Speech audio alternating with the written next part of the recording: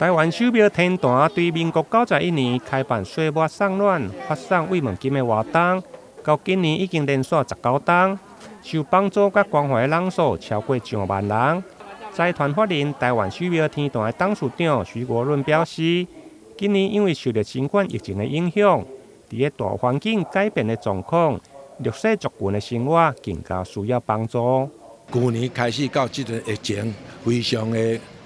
严重，但是我嘛是足幸运的，讲这阵小可舒缓的情况之下，我会当继续办这个活动。啊，对于咱遮受到疫情影响的一寡，比如艰苦人也好，还是讲自强化也好，我会当代表咱的善男信女来做一个桥梁，来帮助因会当以这个寒冬的时阵，会当过一个温暖的寒冬，这嘛是咱大家所寄望希望的。上午的颁奖仪式包括市长黄伟哲、甲社会局、民政局等官员，以及侪位的民意代表嘛拢出席，感谢手表天坛寒冬送暖的盛行。再一次见证我们天坛对于我们弱势家庭他们的一个帮忙。今天总有将近700多位对来这个获得我们的扶助。那在岁末天寒的时候，我们看到了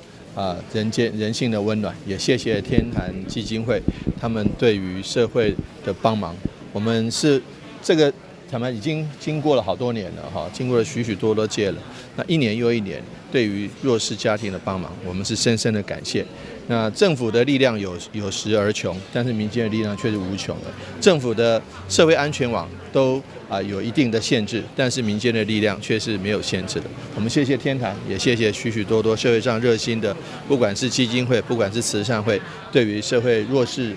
家庭的扶助，我们一定全力来跟他们配合。手表天坛寒冬送暖慰问金的发放对象，主要以台南市具有中低收入户的资格，或者是民众厝内突然间有变故，无法度维持家庭生活等。今年总共提供740个名额，每一位发送6000块的慰问金，总金额高达440万，希望会用帮助更多弱势民众。台南新闻引根采访报道。